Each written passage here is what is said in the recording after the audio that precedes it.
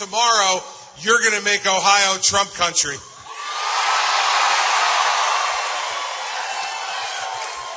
America needs a strong leader to restore our hope and our strength, and there's only one man to do it, and that's Donald Trump.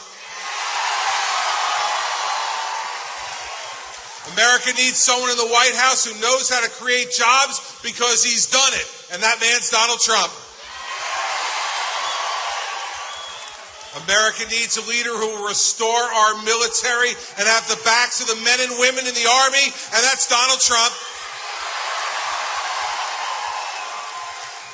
America needs a leader who the rest of the world is going to respect because he's going to make America great again. That's Donald Trump. We do not need what you've had to put up with here in Ohio. We don't need higher spending from government. We don't need bigger sales taxes. We don't need that brought to Washington. We need someone who's going to make government smaller and smarter and working for you, not the other way around, and that's Donald Trump.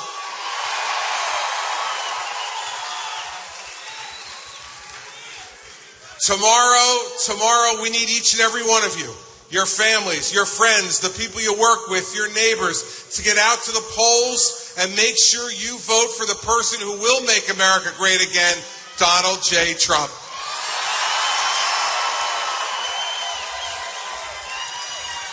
It is so great to see such a great crowd here today. We want you to go home after this, get some sleep, get up tomorrow morning, get to the polls, and make America great again with Donald Trump. So, ladies and gentlemen, it is my honor and my privilege to introduce to you the next President of the United States, Donald J. Trump.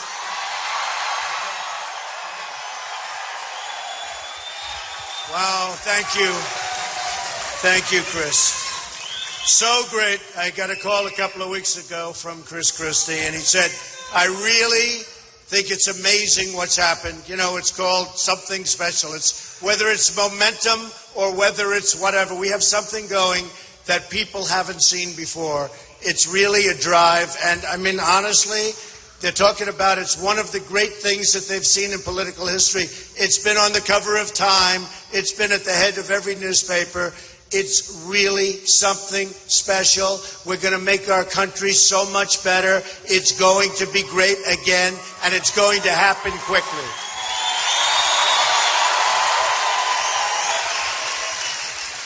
So I just wanted to, I changed my plans a little bit. We're doing great in Florida. We're doing great in Illinois. Missouri, I think we're going to have a tremendous day. And I said, I have to come out here and we have to explain a couple of things because what's going on, I don't know if you read The Art of the Deal, but I worked for a long time in Ohio. And my father and I, when I was very young, I bought a job with my father, and it was a great success. It was in Cincinnati, and it was a great success. It was a horrible job.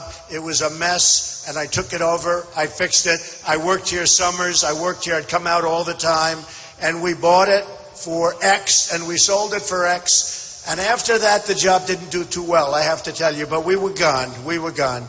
And usually we hold, but this time we did. So it gave me an unbelievable feeling for the people of Ohio. I stayed here, I worked here, and I love the people of Ohio. And it was really one of my first big jobs.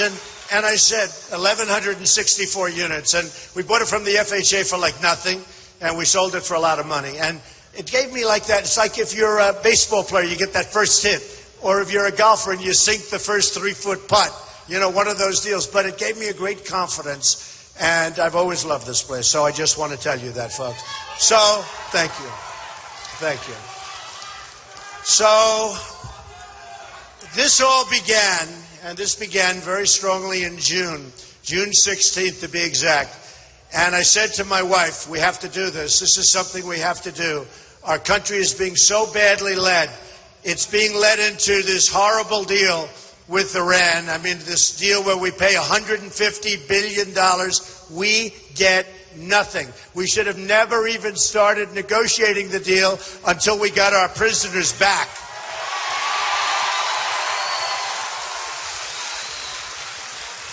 They never once walked. They never once did anything. Constantly, you'd see back in Iran, you'd see the people dancing in the streets before the deal was done. They're dancing. They're calling us all stupid. The deal was a joke, except for it's so serious. It was a joke.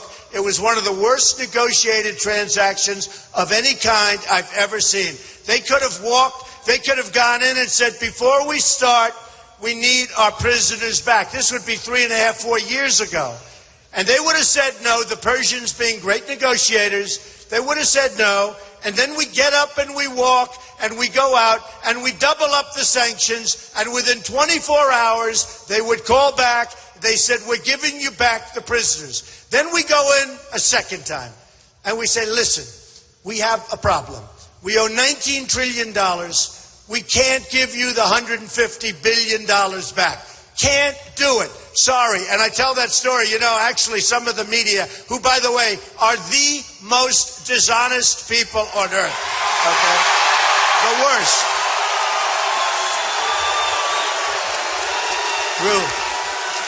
True. So true. So true. Like, look at this massive crowd in this big hangar.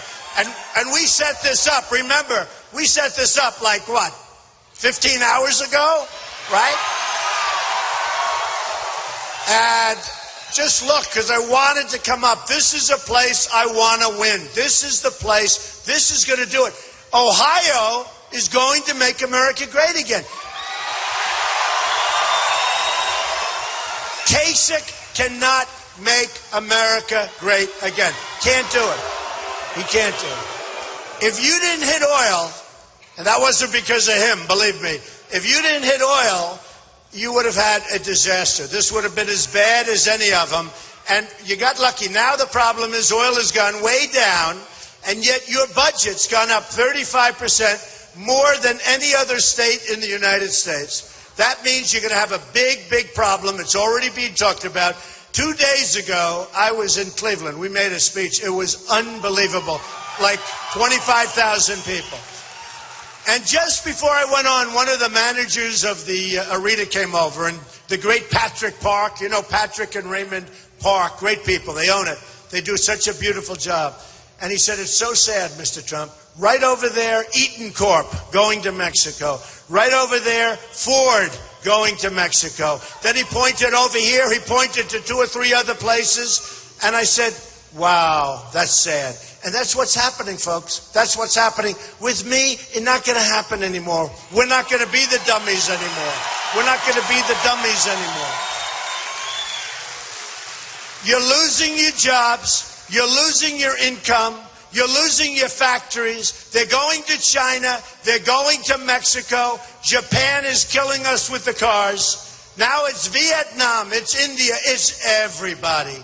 We don't make good deals anymore. We don't win anymore. If you think we don't win anymore, where do we win? We lose on trade. We lose with the military. We can't beat ISIS. We can't beat ISIS. Here we have military, and we can't beat ISIS. We don't want to use our military. We don't know how to win anymore. It's not even in our culture anymore. The old expression, to the victor belong the spoils, right? We should have never gone in, and I did not want to go in. Believe me, I said you're going to destabilize the entire Middle East. But they went into Iraq. It was a mistake. They went in. Mistake. Now Obama gets out. The way he got out was so bad. He puts out a date. The enemy says, wow. They couldn't even believe it, I guarantee you. He puts out a date when we're leaving. Bad thing to do. In all fairness, we shouldn't have been there, but we should have left some troops behind so that what happened wouldn't happen. So Iran is taking over, as you stand here, Iran is taking over Iraq. Iraq has the second largest oil reserves in the world. So the Iran deal, I used to say one of the greatest deals I've ever seen is the Iran deal. But actually, the greatest deal I've ever seen is what happened just now. Iran is taking over Iraq. Second largest oil reserves in the world. That's the greatest deal. They've been fighting with Iraq forever. And they go 10 feet one way, 10 feet the other way, 10 feet, then they rest. Then they go again. For years and years and years they fought. But they were the same. They were equal military strength. Saddam Hussein would drop gas. They'd complain, they'd drop gas. This went on forever. And then we obliterated one of the two powers, and it was obvious. To me, it was obvious. And I said, don't do it. You're going to destabilize. Now Iran is taking over Iraq. Iran is going in with Yemen. Now, they don't want Yemen. What they like is that long, big, beautiful border that separates Yemen from Saudi Arabia. And I've been really pretty good in these predictions. You know, when I wrote a book in the year 2000, The America We Deserve, I mentioned in the book Osama bin Laden. And everyone said, don't forget, that was a year and a half before the World Trade Center came down.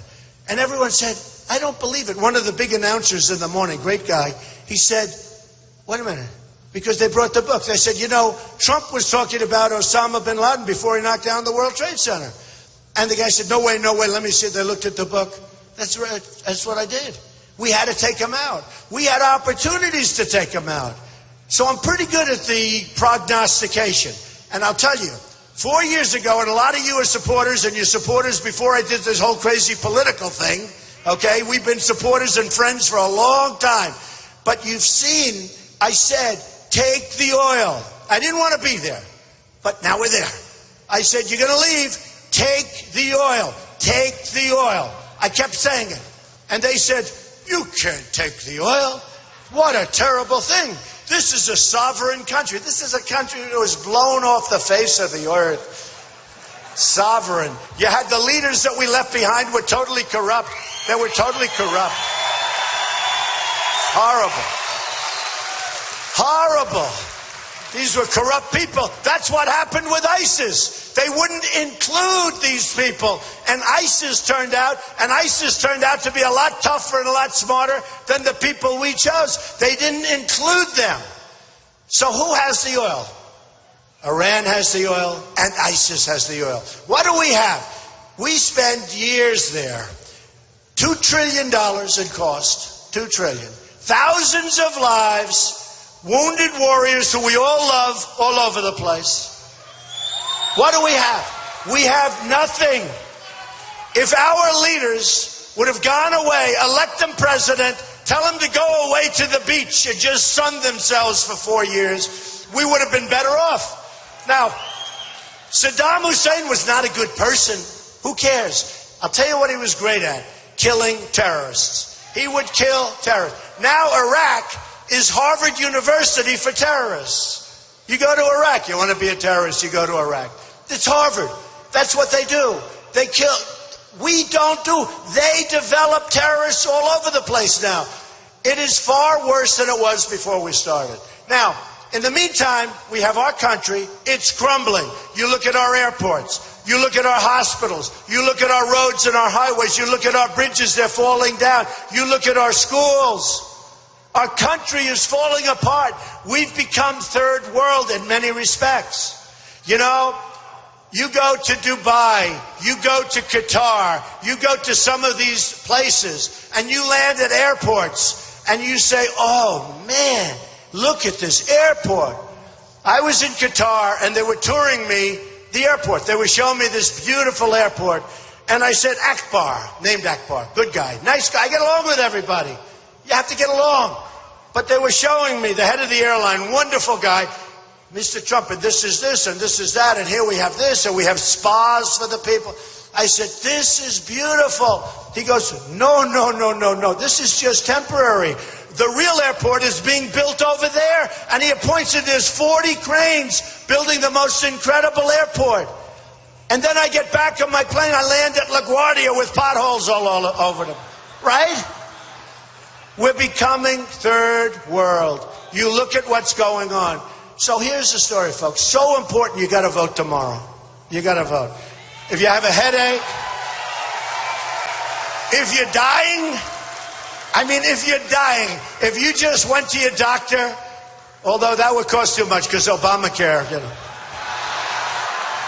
We're repealing and replacing Obamacare. That I can say.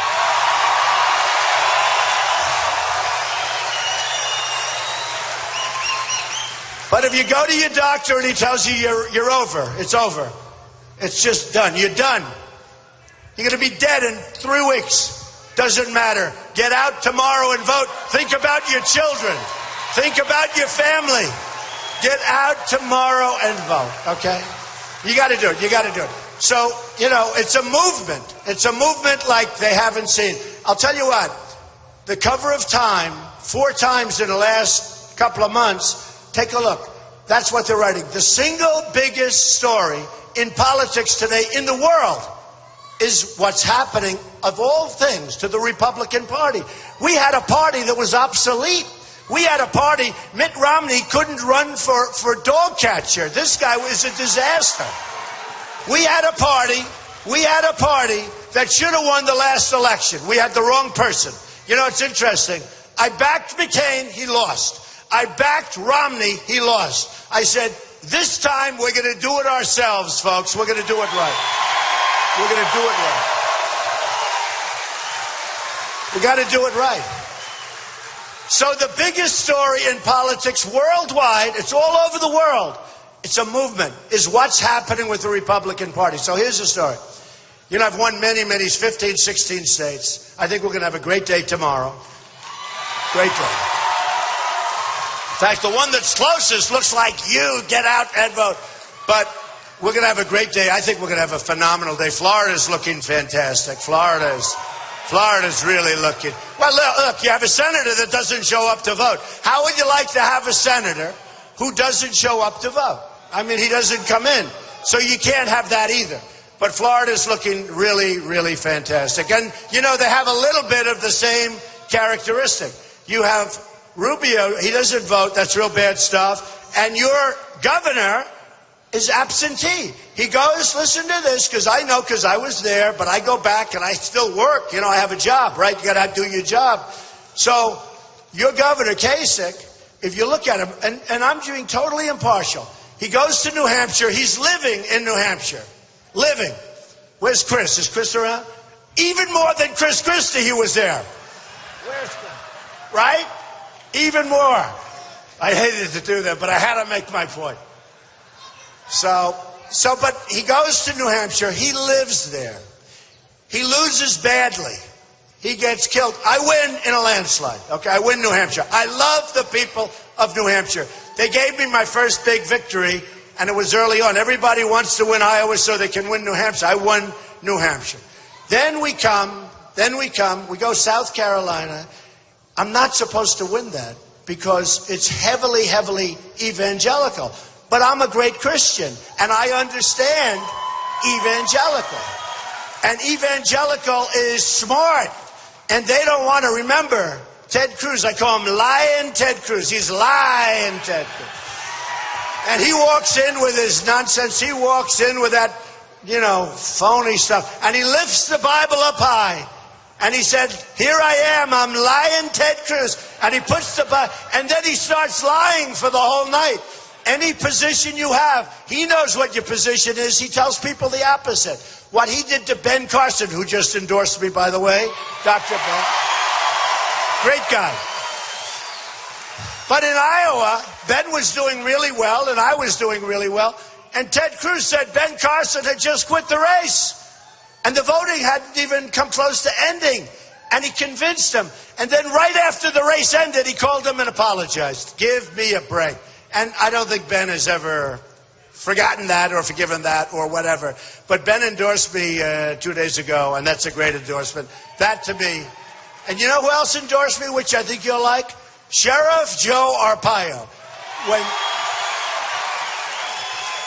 When Sheriff Joe endorses you, that means you're tough on the borders, believe me. Sheriff Joe. So we had Sheriff Joe, and he endorsed. And we had Sarah Palin, who was so great. She endorsed. And Jerry Falwell Jr. from Liberty University, so great. And maybe Jerry, I think, really helped me with the evangelicals. So we go to South Carolina, and that's going to be Ted Cruz country. That's lying Ted Cruz country. And we go, and everybody says he's going to win. And who wins in a landslide? Trump. And who gets the military, the vets, because when they're leaving, they do the polls. I won with the military. I won with the vets. I won big with the evangelicals. I won big with everybody. I won with women. I won with men. I won with highly educated. I won with less than highly educated. We won with every single category. So it's been great. Same thing with Nevada. We go into Nevada. I win with Nevada in a landslide. But the big thing is this. I go there and I say hello to the people that work at the polling booths. And a woman comes up to me in New Hampshire. She said, you know, Mr. Trump, I've been doing this for 40 years. And in 40 years, we used to have like 3 people come in and then another 3, 4 people. And it was just very light. We have lines. And I looked at the lines. The lines were 5 blocks long, 5 abreast coming in to vote. We've taken in millions and millions and millions of people within the Republican Party. They came out from the Democrats. They came as the independents. And I'll tell you, the thing I'm most proud of is, and I see it when I sign and when I shake hands with people, every 20th person says to me, you know, Mr. Trump, I've never, ever voted before. We're talking about 40-year-old people. We're talking about 50. Are you going to vote? And you never voted before? Thank you, man. That's so cool. But who's never voted before and just voted? Wow. Wow. And you're all voting, right? I'm telling you, they just said it on one of the stations coming in. It is a phenomena. It is, and it's phenomenal, but it is a phenomena. So many people, they said, I've never wanted to vote because I've never seen anybody I wanted to vote for, okay? So we have the Democrats, and we're up millions and millions and millions of votes. And you know, it's sort of interesting. I watched Lion Ted a little while ago, and he was saying, I'm the only one, I always say he's a good debater, but he can't talk. He says, I'm the only one that can beat Trump. I beat him 5 times. I'm the only one. You know, it's like a professional debate artist, and yet I've won every debate. I don't understand it. But, no, according to Drudge, who's an incredible guy, Drudge, they do the polls after the debates. Every single debate, Time Magazine, Drudge, all these different places, they do polls after the debate. I think I've won every single one for every single debate. Really. But Lion Ted goes, I've got to tell you, I'm the only one that can stop Trump. Nobody else. I've beaten him 5 times. And then I said to myself, is anyone going to speak up? Nobody speaks up. So at the debate, do you remember? He said, I've beaten him 5 times. I'm the only. I said, yeah, but I've beaten you 15 times. Right? Right? I don't know. He's Lion Ted. He's Lion Ted. So look, so important. We have so many different problems. And I want to read you something because I love it. I love it. You know, we need security. We need borders. We're going to build the wall. The wall is going to be built. The wall is going to be built 100%. Build that wall. Build that wall. Build that wall. Build that wall. Build that wall. Right. Gonna be built. And who's gonna pay for the wall? Mexico, 100%. 100%. We have a trade deficit with Mexico, folks. These guys come off the stage. They used to say, you can't build a wall. And then I said, well, you know, the Great Wall of China is 13,000 miles long, much bigger, and it was built 2,000 years ago. Why can't we build a wall? Well, I don't know. You can't build. And then the other day I hear these guys saying, we're going to build a wall. And my wife heard it. She came up. She said, I think they just said we're going to build a wall. Okay, but here's the thing. Then they say, you can't get Mexico to pay for the wall. Okay, so remember this. This is easy. Anybody in the audience can do it because almost everybody in the audience is smarter than the people running our country. Okay, so remember. Sure. So remember this. Remember this. The wall is going to cost $10 billion. A lot of money. We're going to do a real wall. It's going to be like at the OPO, the old post office. I got it. Under budget, ahead of schedule, going to be great, right? We want to go under budget. You got to know, the thing I do best, in all fairness, is build. Okay, so we're going to build it under budget, ahead of schedule. But the wall's going to cost 10, and it's going to be a, let's see that ceiling. That's pretty good, actually. That ceiling, hey, that ceiling's up there. They don't build them like they used to, folks, right? It's pretty good. But it's going to be right up there. It's probably going to be higher than that, but it's going to be right up. 45, 50 feet, good precast, beautiful job. So here's the story. Here's the story. So they say, you're never going to be able to get Mexico to pay. I said, 100%. They said, no way. These are the people I'm running against. I'm arguing with them. Here's the story. We have a trade deficit with Mexico. A year, $58 billion, right? The wall is going to cost $10 billion. That's a peanut compared. You're going to pay for the wall, folks. So when you have $58 billion advantage in trade and you want $10 billion to pay for the wall, now there's various ways they can do it, and I'm not pushy. I'm a very, very unpushy person. They're going to pay for the wall. So easy, okay? So easy. You probably saw the other day Vicente Fox, the ex-president.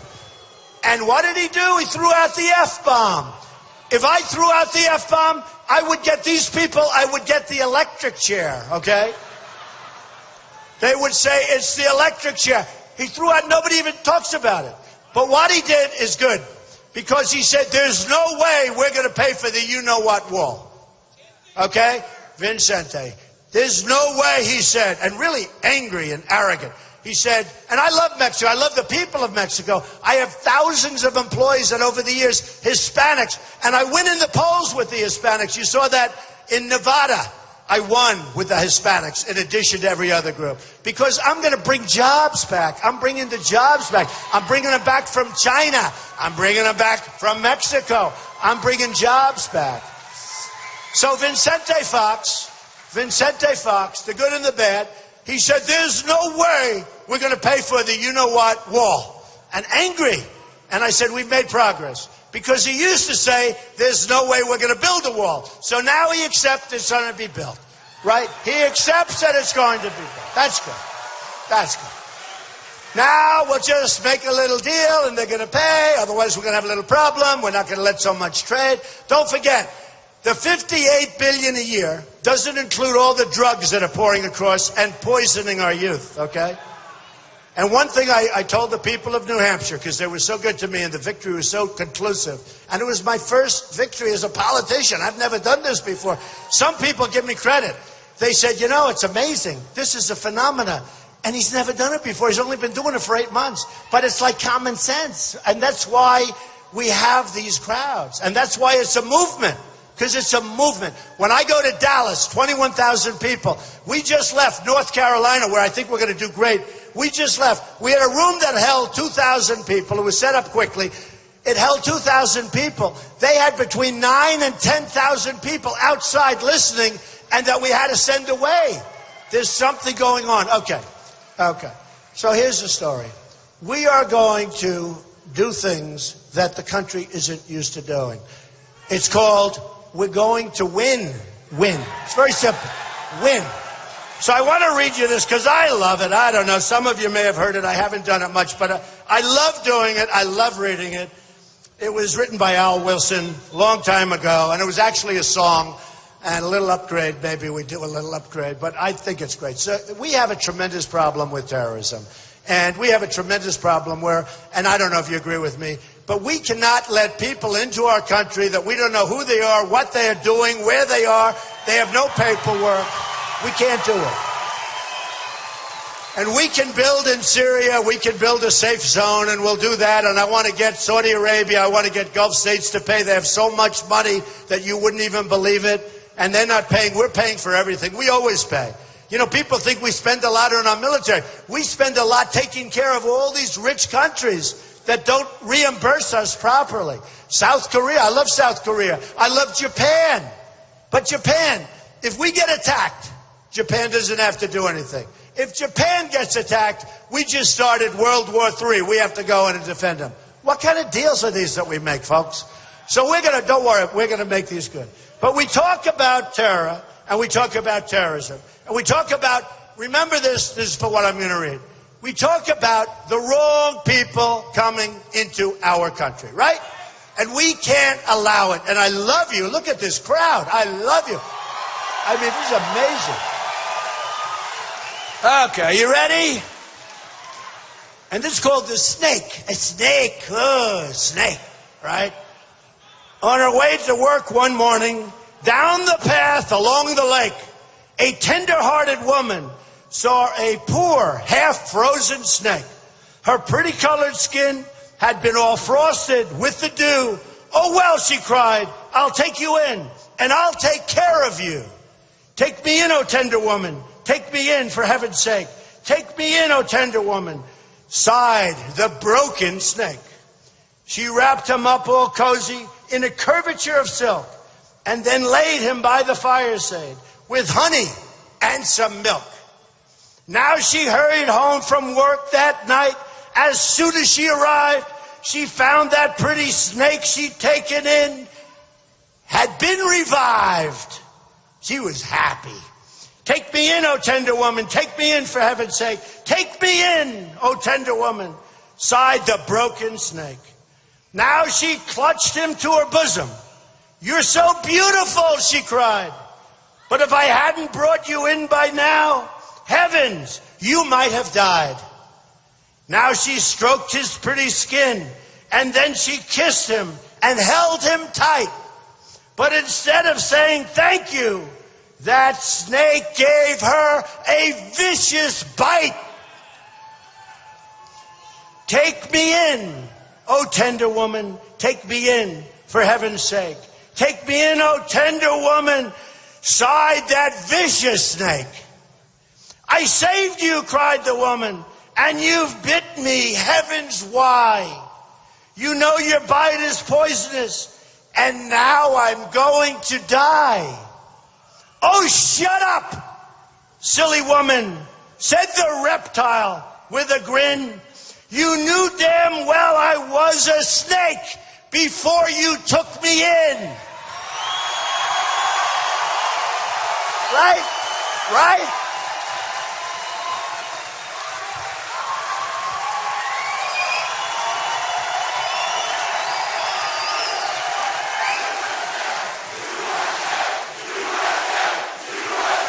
USA, USA.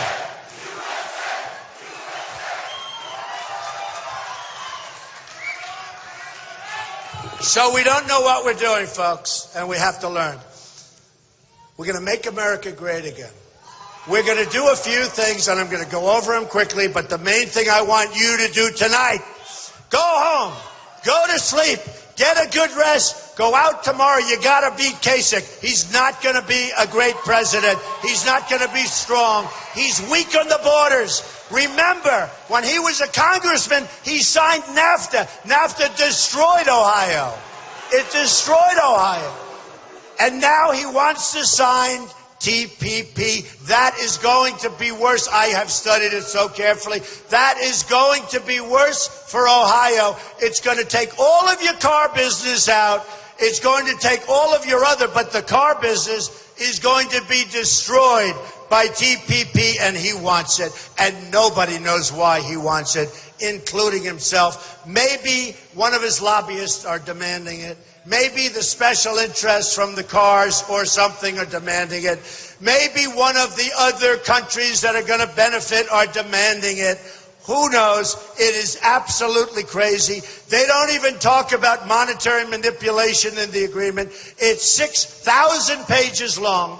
It's 12 countries at least. And here's what happens. We don't even have people that read these things. But those countries have read every single word.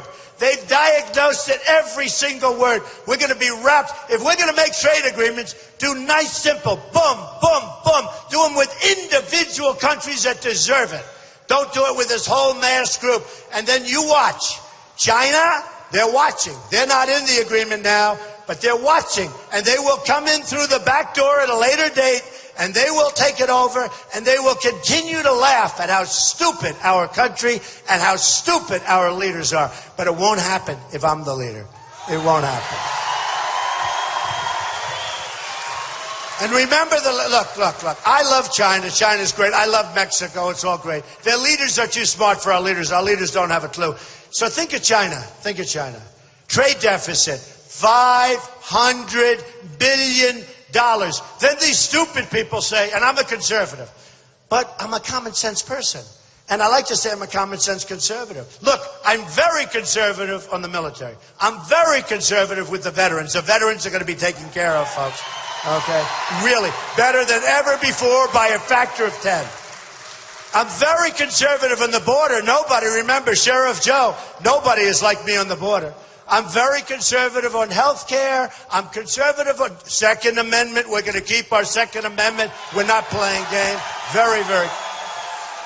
But when it comes to trade, I love free trade. See, a true conservative only wants free trade. And that's good if you have smart people negotiating for you. But we don't. We don't. We have the opposite. I'm trying to be nice. We have the opposite. So here's the story. Here's the story.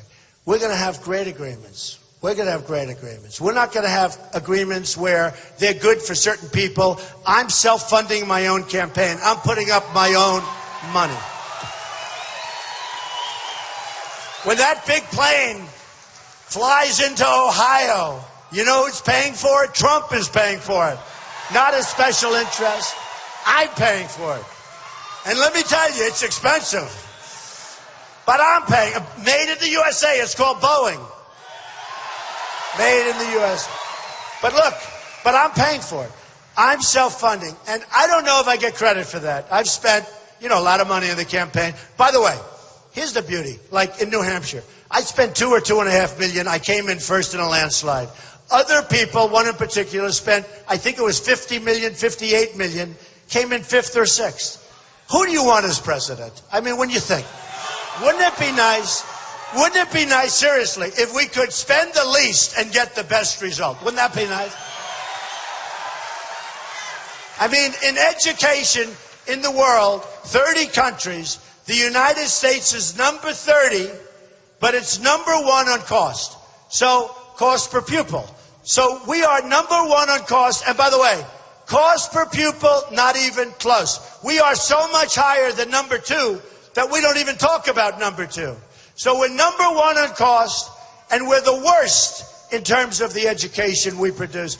You have Norway, Sweden, Denmark, China, some countries that you never even heard of before. And they're ahead of us in education. So we're going to change it around, folks. We're going to have strength. We're not going to have, and let me just tell you, I don't know if I get credit for self-funding my campaign. But these guys, they're not stupid people. They're not stupid. You ask, how did they make a deal so stupid? They're not stupid. Their lobbyists told them to make it. They are totally controlled by their lobbyists and by special interests.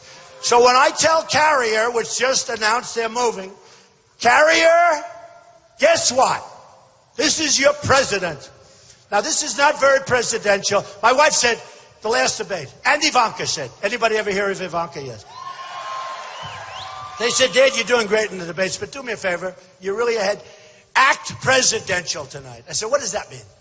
She said, act presidential. In other words, when they come at you with things, just stand there and act president. Now, let me tell you, and I told this to the press, I can be more presidential than any president the United States has ever had, except for Honest Abe Lincoln. He's tough with the top hat. I can't. Honest Abe, I mean, he was seriously president. Honest Abe, I don't think I can beat Honest Abe. I've never said that before, that I can't beat somebody. I don't think I can act more presidential than Honest Abe. Now, I said, so what does that mean? Well, that means when they come at you with the barbs and this, I said, I can't do that. But I did. In the last debate, I was proud of myself. I did, and I won that debate. I won that debate, according to the poll. But look. So they say act president. So I'm going to tell you this isn't presidential. Because I'm not supposed to be doing that. You're president of the United States. But you know what? I'm more interested in having jobs in this country than I am acting presidential, okay? Now, I have Carl Icahn. I have some of the greatest business people in the world. And we have the best negotiators. We have the best business people. But I have Carl Icahn. I have great people. But this is too easy. I just want to do it myself. So Carrier announced that they're getting rid of 1,400 jobs. I buy Carrier air conditioners. I buy Train. I buy a lot of them. Buy a lot of air conditioners. I buy a lot of televisions, you know, they all come from South Korea. We don't make televisions anymore. Used to be we had Zenith. We had RCA. We had GE. We don't have anything anymore. They're all made over in South Korea. A little bit Sony, not much. They've lost their way. But they're all made over in South. I order thousands and thousands of televisions. And I say, can we buy them in the USA? We can't. So it's pretty tough. So here's what happens with Carrier. They announce they're moving, and I'm not happy. Because what do we get out of it? They laid off 1,400 great workers that helped build that company. And they get it, and somebody had the cell phone going, and you see these people, they're crying, they're devastated, they've had a great job. We're moving to Mexico, I'm sorry, we're going to close up, we're moving to Mexico. So here's what I do. I call up the head of Carrier, and I say very nicely, with great respect, hello, this is Donald Trump. I'm the President of the United States, and I am not happy about what you're doing, moving Carrier out of this country. And he's going to say, Mr. President, now remember this. If Hillary, who doesn't have the strength or the energy to be president, believe me, if Hillary is president, her special interests will call her lobbyists will call her fundraisers will call her, and she knows it's a bad thing, but she won't do anything about it. If little Marco gets called, 100%, he'll do whatever his lobbyist tells him. He will skip to the beat. They'll say, Marco, you can't do this, Marco. These guys supported you. They gave you $5 million. And you know what he's going to say? You're right, I can't do that. Oh, it's okay. Okay. If Lion Ted he's got lobbyists. Don't forget, here's a guy that in his personal financial disclosure form, you know, he's going to be Robin Hood. He's protecting everybody from the big bad banks. Well, but he's got loans from big bad banks. He forgot to put his loans for $1 million. He forgot to put his loans in his financial statements, in his disclosure forms that he gives to the government. Just forgot. He forgot. He forgot to say that the interest rate is so low that you're practically not paying any interest. Would anybody like to have Lion Ted's interest rate?